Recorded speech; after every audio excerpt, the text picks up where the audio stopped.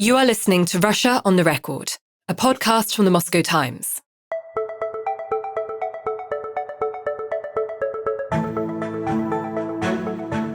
The main news from the past week in Russia was, of course, the terror attack at the Crocus City Hall concert venue just outside Moscow. According to the information we have at the time of this episode's recording on Thursday, 140 people have been killed and at least 360 injured. 11 people have so far been arrested in connection to the incident. The 4 alleged perpetrators, who were reported to be citizens of Tajikistan, were detained in the Bryansk region, which borders Ukraine and Belarus, a few hours after the attack. Unverified footage emerged on social media soon afterward, appearing to show that the suspects had been tortured, which the Russian Human Rights Commissioner condemned as inadmissible. Already, the attack has become one of the largest and most consequential in Russia's modern history.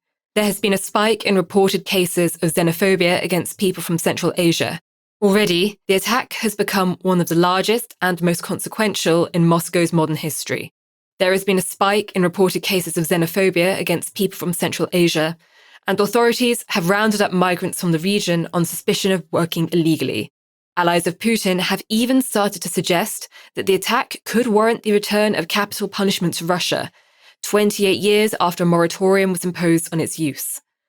We spoke to Ruslan Suleymanov, an expert on Central Asia, about how such a terror attack could become possible in Moscow, a city with heightened security measures and a huge number of surveillance cameras.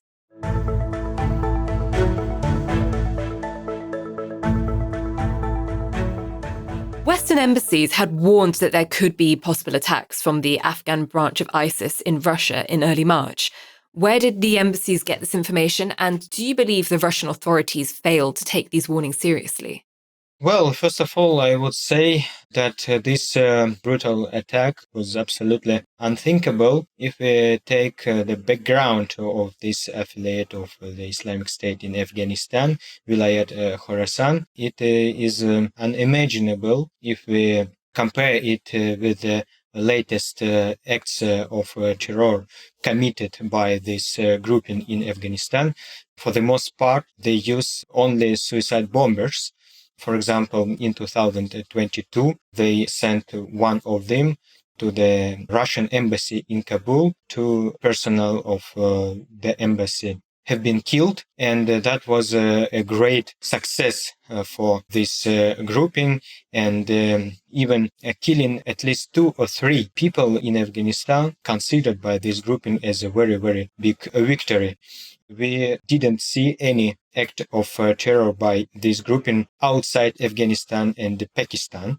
And it is very, very strange that Russian authorities didn't have any information about details of this would-be assault, taking into account that in Russia everything is under control of the security services, intelligence, including messaging, including gathering of people, and so on and so forth.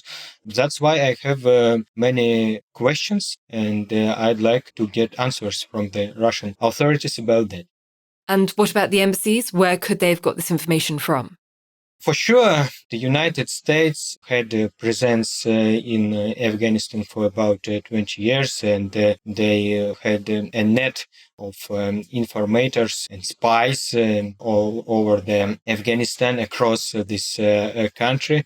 And still, even the Taliban admit that, for example, the sky of their country is totally controlled by the United States. And I'd like to remember that, for example, in 2022, the United States killed in Kabul the leader of Al-Qaeda, Az-Zawahiri, because they had information about that. And it was no surprising for me that Washington had information about that. Just before these warnings were issued, Russian media reported terrorists being shot in Ingushetia in the North Caucasus. Do you think these events were related or could have been related? Actually, it could be related, and we can notice that there were signs of preparing act of terrorism, and along with these statements made by the U.S. Embassy, we can remember some anti-terrorism operations. made by Russian intelligence, Russian security services. And anyway, there was an activity of terrorists in Russia, and it has never ended, taking into account the very, very difficult situation in the North Caucasus. And we can remember that the majority of thugs who joined the Islamic State in 2015-2016, they were from North Caucasus, and many of them have returned to Russia, and for sure, still it is a very, very big threat for the Russian security. There were some video statements released by ISIS in February. Did they mention Russia? And if so, in what context? Were they spread by the Afghan branch of ISIS?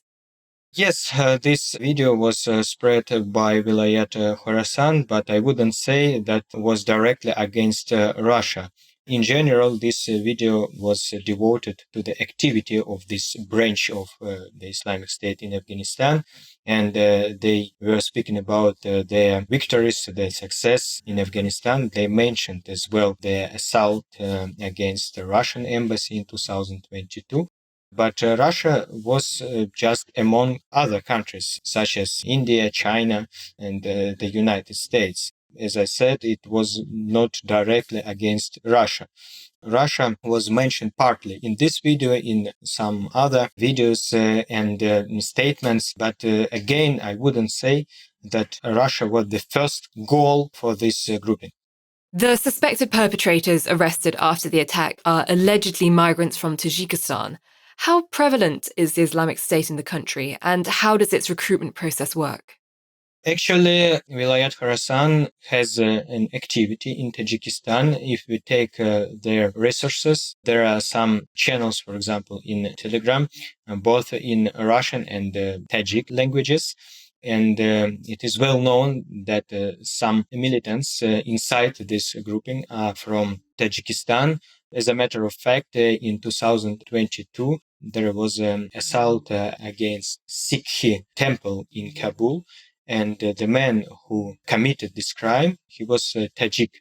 And there are some examples of using Tajiks as suicide bombers. That's why it is not surprising that Tajiks could commit this assault, this brutal attack in Crocus City Hall.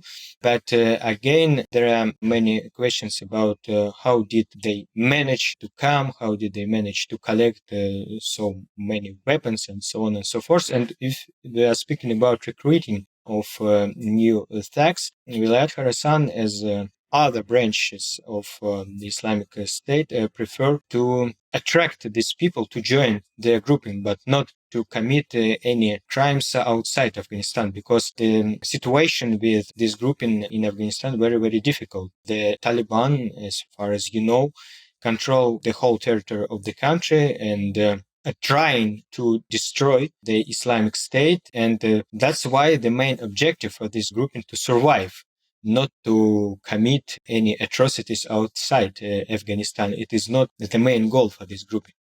Despite the fact that the suspect spoke minimal Russian, the attack on Crocus City Hall seemed to have been very well organised. They could just walk in and manage to escape afterwards. Does this suggest that ISIS has a wide network within Russia, including Russian-speaking coordinators? If we take the situation 9 years ago, there were many people who could speak Russian. There were many statements, videos made in Russian language by the Islamic State or ISIS at that time. And their propaganda was very active and even useful for them. But when this grouping was destroyed in Syria and Iraq, for sure, nowadays they don't have so much resources for making this kind of high-quality propaganda in Russian language. If you take the latest videos in Russian language, they just repeat the old ones. And it is very difficult to say that nowadays the Islamic State has the potential for recruiting new people in Russia as it was 10 years ago. But still, they continue this work, this propaganda, both in Telegram and Instagram, as far as I know. some people who joined this grouping several years ago, they continue their activity. They try to invite new people, but as I said, their main goal to continue their fight for surviving, because their situation in Iraq, in Syria, in Afghanistan, very, very difficult. They attract new people only for surviving, as we can see from their statements, from their propaganda. And has Russia's involvement in the war against Syria strengthened or weakened its position in the Islamic world and in the fight against terrorism? We should divide positions of Russia in official Islamic world for sure. Many countries have good relations with Russia and have respect, because majority of the countries in the Middle East respect strength. And Russia could show it in Syria. Russia could show that it would help Bashar Assad to stay in power till the end. And many countries respected this position, although they were planning to topple Mr. Assad. If we take the terrorist groupings, for sure, Russia at that time was one of the main objectives for them. And if we take the statements made by the Islamic State and its leaders, such as al-Baghdadi, yes, they claimed that they would like to hit Russia, to kill Russians, and so on and so forth. But if we take their statements in the last years, it was not as serious as it was 7 or 8 years ago.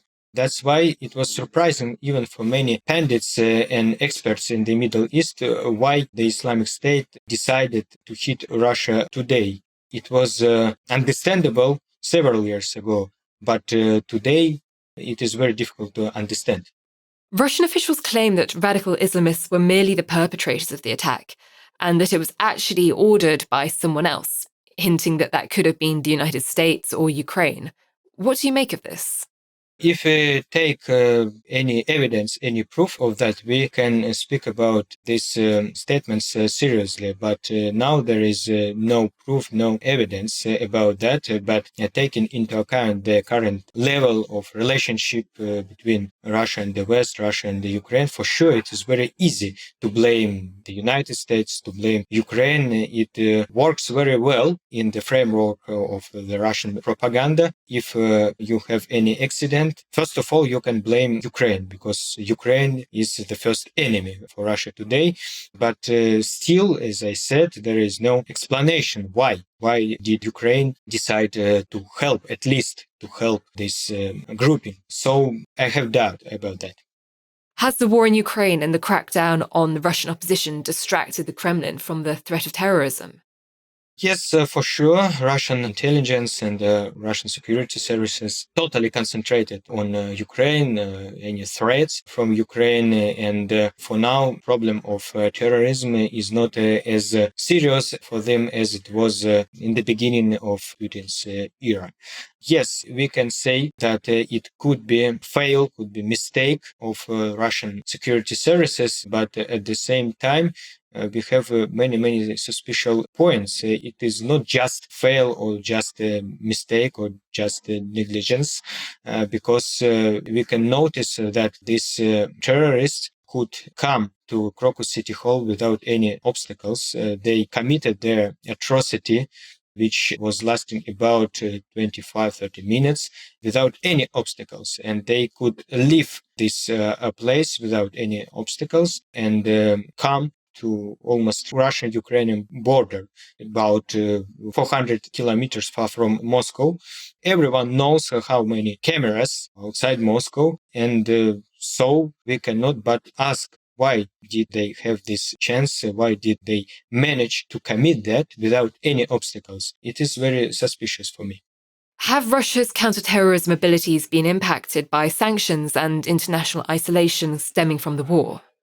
In my opinion, yes, for sure. This isolation makes harder a relationship between Russian and, for example, Western intelligence and the security services. When they have a permanent contact and a change of views, it is very useful for both sides. When they have no contacts, no regular changes of view, for sure, it is not okay for normal activity of this kind of services. And that's why we can notice that Russian authorities probably could get some kind of information from their colleagues from the West, but probably they couldn't take it seriously because there is no good relationship. There is no understanding that the opposite side really could want to help you. Maybe there are some suspicious, and that's why they couldn't take this information seriously. I'd like to add that until Russian authorities admit that this brutal attack was their fail, their mistake, until they answer the questions concerning preparing the terrorists, where are they from, how did they manage to come to Crocus City Hall, how did they manage to collect so many weapons, how did they manage to leave this place, and so on and so forth. Until Russian authorities answer these questions, I personally have doubts about preparing of this act of terrorism. And I think about the fact that someone could help them inside Russia, because without any support, without any help inside Russia, today, taking into account the total control, it is absolutely impossible. That's why I personally waiting of answers from the Russian authorities. There are many, many suspicious points.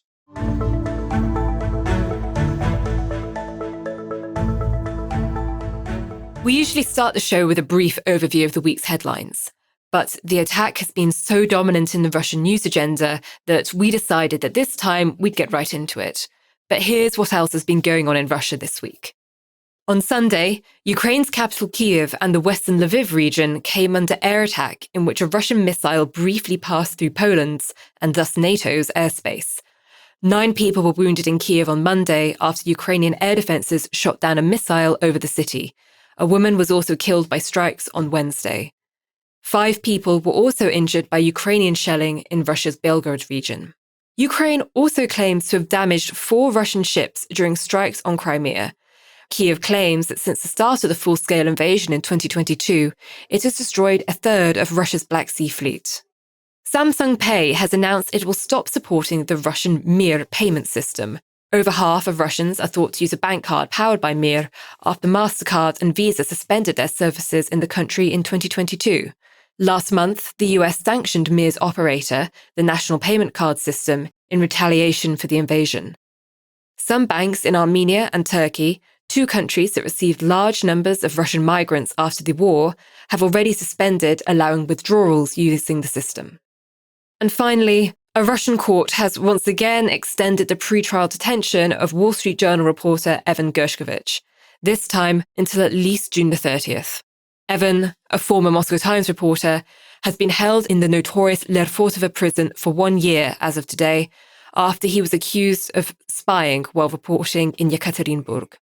We dedicated last week's episode of Russia on the Record to Evan's outrageous situation, so be sure to listen back to find out more. That's all for this week. Thank you for listening to Russia on the Record, and make sure that you follow us on your favourite podcast platform and follow the Moscow Times on social media to make sure you know when the next episode is released.